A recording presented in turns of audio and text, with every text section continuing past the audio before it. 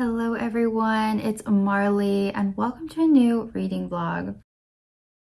Starting out this vlog with a little bit of a lo-fi vibe. This is just when I decided to start the vlog at about 8 p.m. But anyways, in today's vlog, I'm going to be reading the highest rated romance books on my Goodreads TBR in celebration of Valentine's Day. I kind of always do a romance reading vlog in February. It's never been my top favorite genre, but over the years, I've come to actually quite like romance books. I've been slowly figuring out my taste, what I like and what I don't in romance. So it's really cool that this week I'll be reading the highest rated books on my TBR. This should lead to some very good romance books, I would hope. All right, I'm gonna try to be calm, but the rest of the book was absolutely abhorrent.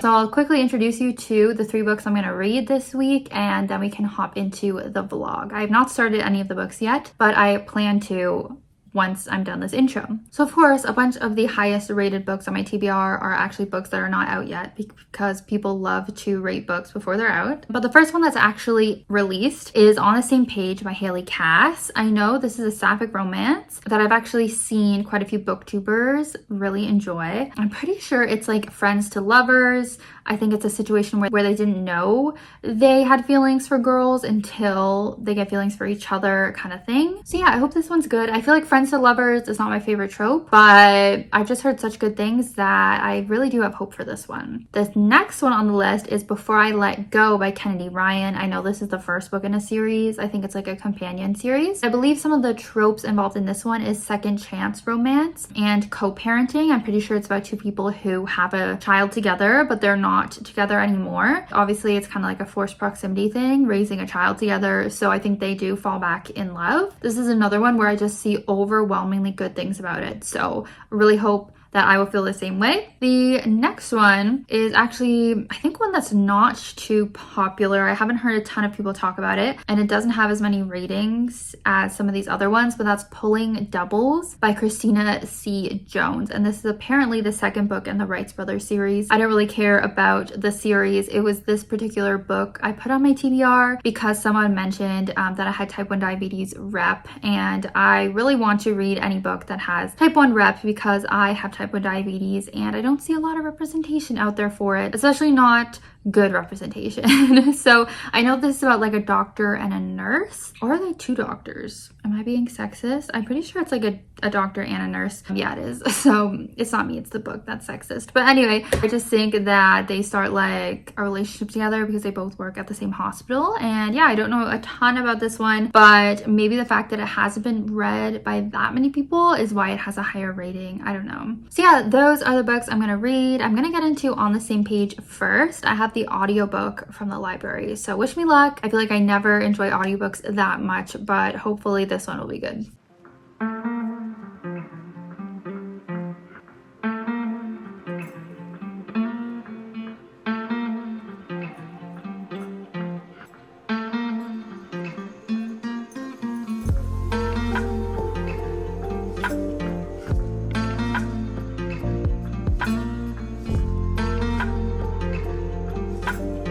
Okay, new angle unlocked. Only a little bit of laundry, I think, is showing. Here to check in for my romance reading vlog. So I've been reading On the Same Page by, I think her name's Haley Cass. I'm listening to the audiobook, which is rare for me, but this is all my library had. I think this might be a Kindle Unlimited book, so it's not super popular, I'm thinking. And obviously I did go to a Raptors game last night. That was the only B-roll I've had so far. I'm not a sporty person, but I will say I got quite into that game towards the end. It was seeming very close, like we might win, but unfortunately we did lose against the New York team. Anyways, yeah, On the Same Page, I am liking it so far. I am halfway through. I'm quite liking the character dynamics between the 2 women that we're following, and I feel like they have good tension and chemistry. So essentially the plot is we have 2 different timelines, and in one of them we're following Gianna. So she is maybe, let's say, the more outgoing of the 2 women. She grew up very rich and like privileged and kind of was a little bit of a mean girl at the beginning of the book. In her timeline, we're seeing the girls when they were in university. I think they go to Boston University, and they were roommates. And we're kind of seeing how they don't totally get along at first because they are quite different. Riley is not as kind of outgoing or like as much of a partier and stuff as Gianna is at the beginning. So we're getting to see that like initial friendship that they formed back in university through Gianna's point of view. And then with Riley, we're seeing her point of view, but in present day, which is like 12 years later. So they are like established in their careers. Riley is a journalist and Gianna ended up being like a social media influencer. She's very beautiful and all of that stuff.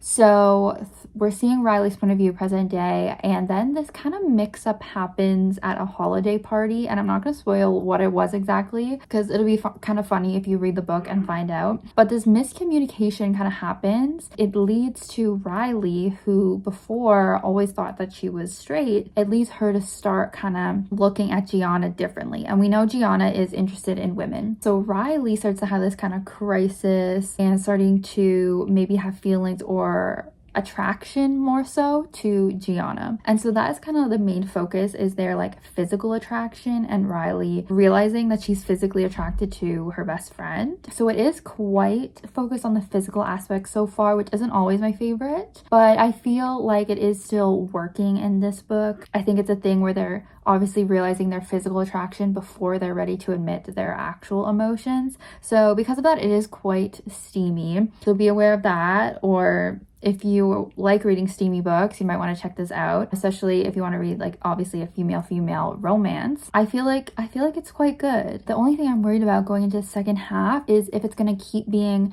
this steamy, because I don't love when it's like only steamy or smutty scenes. So I do hope that we can continue to have maybe some angst or some other types of scenes going on, but I don't mind it so far. I just hope that the rest of the book is not only smut. But yeah, so far it is going pretty well. I see why people would highly rate it because I haven't read like too many sapphic romances, but I feel like this might be one of the best ones, or maybe the best one that I have checked out. So that's the current update right now. Hopefully I get to listen to more of this and finish it by Friday. It's Wednesday now.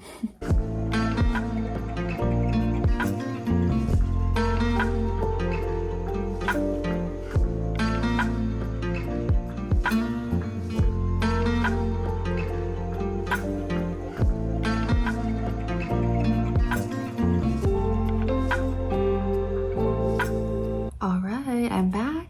I have finished On the Same Page, and unfortunately things did go downhill a little bit since the 50% mark when I last updated. So I'm a little bit sad about that. It was kind of what it predicted, of being quite steamy, a little bit too steamy for my taste. That being said, might be really perfect for some other people. For me, it did remain a little bit too focused on the physical aspects of their relationship, and this book just was actually so long. Like, it just kept going and going. I don't listen to a ton of audiobooks, but this one was 16 hours, so I don't know if that's long for a contemporary romance. I feel like it is. It just was going on and on, so I reached a point where I was just like, okay, I want this to be done, which is never a great feeling when reading a book. Similar to that, I feel like the relationship was getting dragged out, like them not admitting their feelings for each other and not getting together. It was starting to remind me of the book I read last year by Casey McQuiston, The Pairing, where the couple is like being physical together, but yet they're just not admitting the emotional parts of how they're feeling, and it just gets to be like a little bit annoying. Like, it's just getting dragged out in an annoying way. Like, can you just admit your feelings for each other? Like, it's so obvious. So just little things like that were starting to bug me. And honestly, another flaw was the audiobook. As I've said, I don't listen to a ton of them, but I do like that I'm getting more used to listening to them. However, this particular narrator, it really bugged me how she did the voice of Gianna. Riley was fine, but then Gianna and some other characters, she just did this really low thing with her voice, which sometimes I like couldn't hear. I had to like turn up the volume, but also it just like bugged me. So once I realized that, and it was just like really irritating me, just kind of affected my enjoyment as well. So if you have the chance to read this and listen to the audiobook, I would maybe opt to not listen to the audiobook. So yeah, so unfortunately I'm gonna rate it 3 stars, which obviously is not terrible, but not the greatest. Like, considering this was the highest rated romance on my Goodreads TBR, I definitely was wanting more from it. I'm thinking the reason it was rated so highly is because it's not a super popular book. So I think when that book has like less ratings, it's more likely to have a higher rating, right? And I think this was like maybe an indie published book or something like that. But that makes me a little worried for the other book I'm going to read in this video called Pulling Doubles, because I think that's also like a not very popular book. So maybe that's why it has high ratings, not that it's actually good. So maybe this video is going to backfire on me, but we'll see. I still do kind of want to recommend this book for people who are wanting like a sapphic romance, because maybe it's just like the people I watch, but I feel like there's not a ton of sapphic book recommendations out there. Obviously there's a lot more straight romances that you hear about. So I do want to say, like, if you are looking for a sapphic romance, definitely consider this book. I still think there's a lot of cute moments. I ultimately did like the characters, and it has some good steamy moments as well. Just as I was saying, it got to be a little too much for me and too long, but still I would recommend it for people who are looking for that kind of book. But anyways, I have more hope for the next book I'm going to get into, which is Before I Let Go. I feel like this is more like mainstream. This is the one I think I have the most hope for, and I'm going to go back to reading an ebook, back to my comfort zone for this. So yeah, that's the update for now.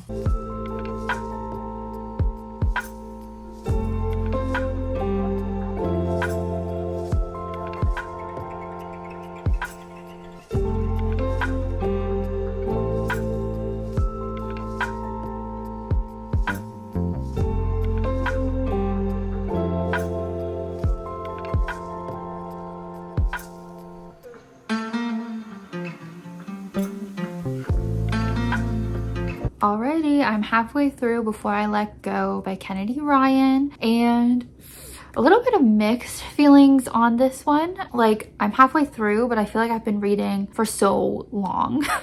Like, I can't believe I'm only halfway. So in that regard, like, it's feeling, I don't know if it's actually long or it's just feeling that way, but it's very kind of slow and it's a little bit boring, but I think there's a lot of potential going into the second half. So in terms of the plot, our main couple is Yasmin and Josiah. We have a little like epilogue at the beginning where we kind of see when they were together, but now in present day they are actually divorced. We're seeing from both of their perspectives. Basically, they had a really lovely marriage, a lot of passion and love for each other, and they actually had 2 children, but something really tragic happened, and I won't divulge what that is. Obviously I know what it is, but whatever, I won't spoil. Something really tragic happened with their family that led to a lot of grief and a lot of resentment between the two. Particularly Yasmin was going through a lot and having a lot of like complex emotions, so she decided to divorce Josiah. So now they've been divorced for a couple of years. Their kids are like 13 and 8 or 9 or something, and they're just co-parenting, and they're also business partners. They own a restaurant together, so they're very much still in each other's lives, and we're seeing from both of their points of view how it is a struggle. They seem to still have this love and attraction for each other, but Josiah like knows that he can't really trust her anymore because she already broke his heart, and she, you know, knows she has to stick with her decision to divorce him. So she's trying to fight off her attraction for him as well. And a little bit of the catalyst of the story is that Josiah does start dating someone new, forcing Yasmin to try dating someone new as well. So anyways, we're just navigating this, but one of the things that I think is making it so kind of slow and feeling long is we're getting a lot of focus on other things that aren't the romance, which historically I like. I like for there to be more stuff going on, adding more depth to the story and the characters, but it's maybe a little bit too much. Like, at first we were seeing so much of Yasmin's 2 friends. So, what were their names? Hendrix and Soledad, which I believe are going to be the main characters in the next books, because I know this is like a series. So I could already see the author like setting that up. And I'm just like, I hate when that happens in these little companion romance series where they spend so much time like building up for the next romance in the earlier books. And it's like, I don't want to hear it from those women yet. Like, I'll read their books when we get to it,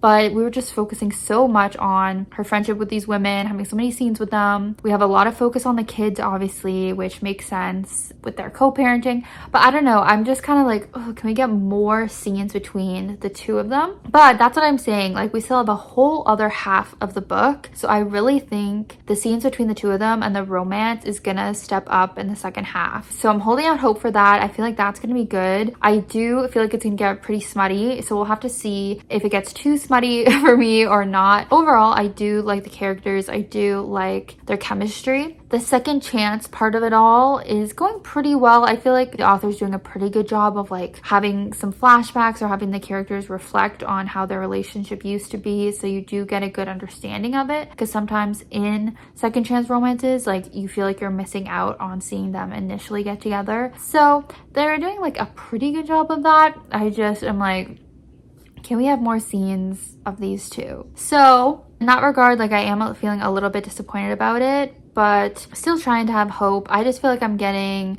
where I don't want to read romance anymore. Like, if this ends up being an actual full-on disappointment and another like 3-star book, like, I'm gonna have to do a romance boycott, because I'm so tired of reading like not good romances. I know last week I uploaded my like top 10 new favorite romances. So it's like, I do know I can have 4 and 5-star romance books, but not super recently, apparently. Anyways, so I'll try to keep reading, but I do kind of feel like I'm forcing myself to read a little bit, and I'm starting to get behind in my like reading schedule because I didn't know this book was going to take me so long to read. Hello. Sorry, I was such a hater in that last vlog clip. I just edited it. Back in my lo-fi zone in my PJs, I just finished Before I Let Go. I am going to rate it 3.5 stars.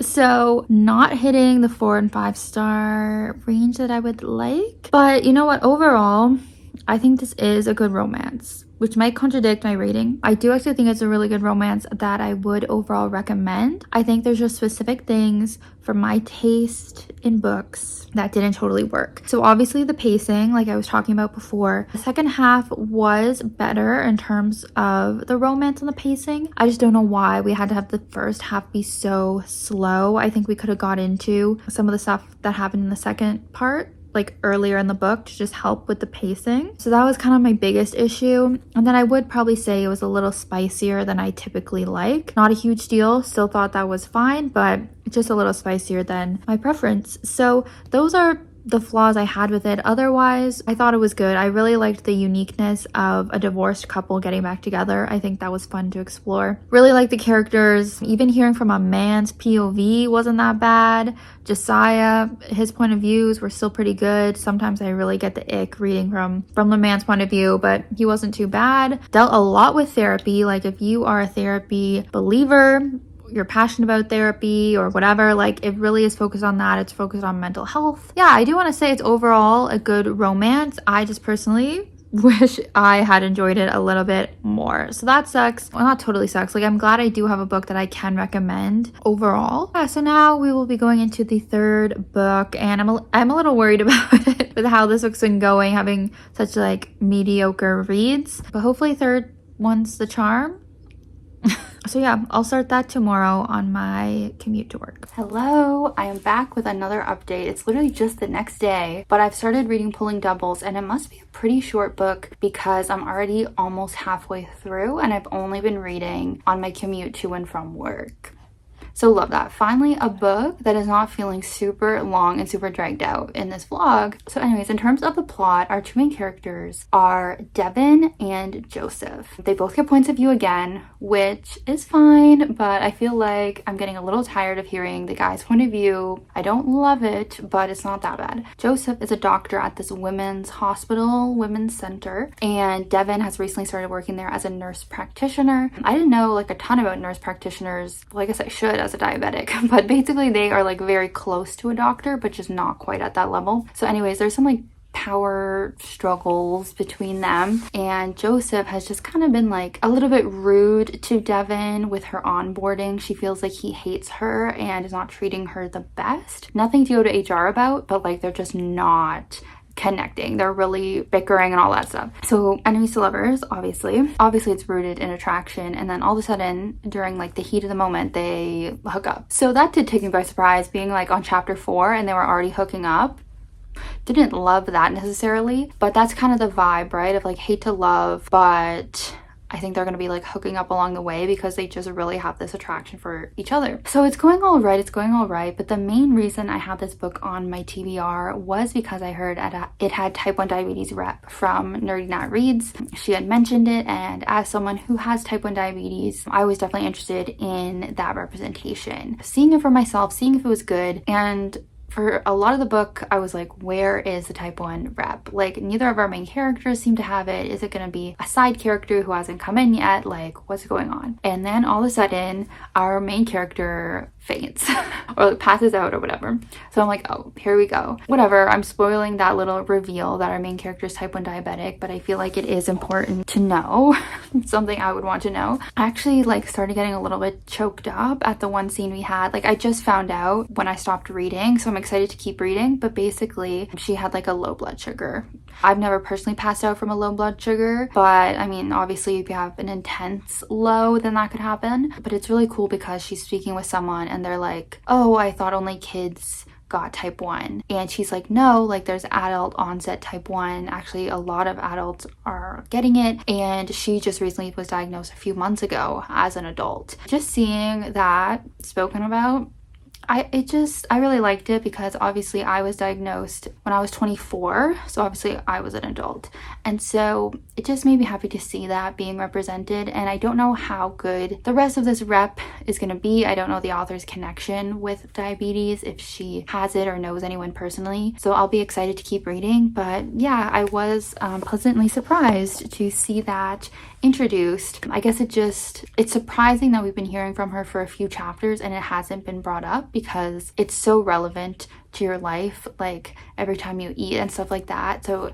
it's interesting the author hadn't included anything until this little twist. So I'm a little bit worried about how it's gonna go, but mostly excited. And I do like the main characters and I do like their chemistry together. I wouldn't say I'm loving that part, but I'm liking it. So pretty promising for the second half. I should be here to check in on the second half soon because it seems to be a quick read. So see you then. All right, I'm gonna try to be calm for this final update of the vlog. Unfortunately, my goal of finding some new great romances definitely flopped. Not to hate on the other previous 2 books that much, like those are obviously not that bad, but this book really took a turn for me and continued to go downhill and downhill. I did just rate it 2 stars on Goodreads, but I easily could honestly rate it even lower. I don't even know. I think the lowest I've rated any book has been 1.5 and that was Zodiac Academy. I'm gonna rate it a 2 for now. It really offended me. Honestly, this book offended me. So let's get into it. I know in the last book I was mostly saying good things. I actually had forgotten one of the negative things I wanted to say, which is that there is a scene where our main male character, Joseph, is telling our main female character about how he was assaulted, like sexually assaulted by a female patient. Devin just laughs. It's treated like a joke. For me, that's something that really upsets me, is when I see sexual assault against men being treated as a joke and like it's not serious. And you know, if it was a woman being treated that way, it would be taken seriously. Thankfully, as a society, we've gotten better at acknowledging that. But still, I get shocked so much when I see, especially in modern media, and I have seen it in modern media, where it just gets treated as a joke when men are touched inappropriately, are assaulted or whatever. Like it did not sit right with me with that. Anyways, moving on. Obviously, last time I updated, I had just discovered our main character had type 1 diabetes. I felt really happy about it and how the first like page of it had been treated basically, but the rest of the book was absolutely abhorrent. I just left a big like Goodreads review because I was so like passionate about it. Like I think it was worse than Allie Hazelwood and what she did with her book where the main character had type 1. Like it was even worse than that, which is really saying something. Basically, the author treats it like it's type 2. That's one of my biggest issues I think with a lot of type 1s face, is that people assume that you have type 2 because that's the one that most people are aware of, but they are two very, very different diagnoses. But basically, in the way that this girl was taking one insulin injection a day, which is the like long-acting insulin, I'm pretty sure that's what a lot of type 2 people would do. When you have type 1, yes, you need that type of insulin as well, but you also are taking insulin for every single thing you eat. If you've watched my channel before, you've probably seen me having to do it when I've shared my life with type 1. You have to carb count and then take insulin to balance out the carbs that you eat. This is like the biggest thing with type 1 and our lifestyle. That was not mentioned at all. There was no mention of carb counting. There was no mention of bolusing for food. That is insane. Like, make the character type 2 if you want it to be like this. But she mentioned having low blood sugars because she didn't take her insulin shot on time. If you don't have insulin, that would make your blood sugars go higher. It would not make your sugars go lower. A lot of the terminology she used, I can just tell she does not know anyone personally with type 1. Just that's not how things would be worded. Then a really weird instance happened where like she had drank alcohol, and alcohol does make your blood sugars go down. So she had a comment about needing to eat. So I was like, oh, okay, that makes sense. She pulls out cucumbers. She pulls out cucumbers, which literally have 0 carb. How is that going to help you when your blood sugars are going low, eating a no carb snack? No, if your blood sugars are going down, you eat sugar. There was one part where she pointed out needing candy because she has low blood sugars. So I was like, okay, again, that makes sense. But there was a weird line about her insulin where it seemed like the author really did not understand what insulin even does. It was like the opposite of what it does. Anyways, really terrible, really terrible representation. And that's why I feel like I'm offended, because like people are going to read this book and think this is what type 1 is, right? Like people who don't know. And I just hate the idea of people thinking this is how it is. And maybe I'm just especially triggered because things happened in my life this week of people misunderstanding my disease, and it's something we have to face constantly, this like confusion between type 1 and type 2. And that's why, since I was diagnosed a few years ago, like I try to educate in my real life and obviously online on my channel, and it's so frustrating. Like, if authors want to put representation in, that makes me happy, but do a little bit more research. I feel like she could have done way more. There was no talk of her checking her blood sugars with her glucometer. She worked at a hospital, so at one point she went and checked like with the hospital equipment. Like, if you have type 1 diabetes, first of all, you have a glucometer to use to check yourself, or you would have a continuous glucose monitor. Like, even though she was diagnosed recently, you could still have access to that kind of technology. So 0 sense. And then something happens later in the book that's like a little twist. So maybe I'll spoil it because I feel like people, like, I don't recommend this book, so I don't really want to like keep spoilers. I'm actually just going to mention it, and if you really, really care, I guess you can skip ahead like 30 seconds or something. But basically there is a surprise pregnancy trope, which I know already people don't like that trope, whatever. My main issue is she's type 1 diabetic. When I was diagnosed with type 1 diabetes, I was told you cannot get pregnant accidentally. It is very, very important that you do not have an accidental pregnancy, because getting pregnant with type 1 is a high-risk pregnancy, and if your blood sugars are not basically perfect, then you know it's going to affect the baby. The fact that she's been diabetic for a couple months, there's no way she has a hang of her blood sugars. There's no way the doctors would have approved that. Whatever, this might be a case-by-case kind of thing, but from my perspective, that was just an insane thing to add in for a diabetic character, for a type 1 diabetic character, because that would be a huge deal. That would be a huge deal, and instead it was just treated like it was just brushed off, like, oh well. And then the book basically ended because it was a pretty short book. Just really not good in terms of that. In terms of like the rest of the book, the plot, the romance, it was just fine. It would have been like 3 stars for me, but because of the diabetic stuff being so bad and personally offensive to me, it went down to 2. I hate to end this video this way. I really wanted to read some cute, great romances for this week of Valentine's Day, but instead I got a 3, a 3.5, and a 2. So probably one of my worst reading vlogs I've had, and I think after this I need to do a little cleanse from romance. I already wanted to read less romance this year. I shouldn't have even done this vlog, I think, is what we're seeing. Yeah, obviously don't overly recommend these romances, although I think Before I Let Go is pretty decent, that I would recommend. Don't read Pulling Doubles. So I think what I learned is that just because something's highly rated on Goodreads doesn't mean that it's good. It just sometimes might mean that it's found its audience, and it might be a small audience that has enjoyed it. So anyways, thank you for watching this video. If you've made it this far, I do appreciate it. I hope you would leave me a comment as well, letting me know your thoughts on any of these books or anything I've talked about, and let me know your opinion on romance books or maybe a recommendation or something. Sorry there wasn't a ton of b-roll in this video, but at least that maybe made it a bit shorter. I don't know. Anyways, I hope you guys had a better Valentine's Day week than I did. I hope you're enjoying the romance reads you're reading a lot more than me. I'll see you soon in a new video next week. Bye.